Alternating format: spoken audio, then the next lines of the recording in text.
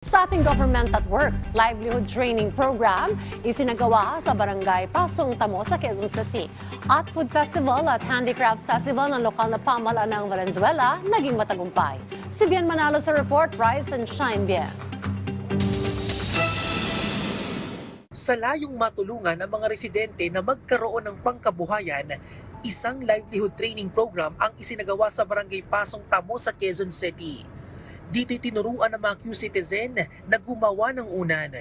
Patuloy na mga arangkada ang naturang programa sa iba pang lugar sa lungsod. Naging matagumpay naman ang Food Festival at Handicrafts Festival ng lokal na pamahalaan ng Valenzuela.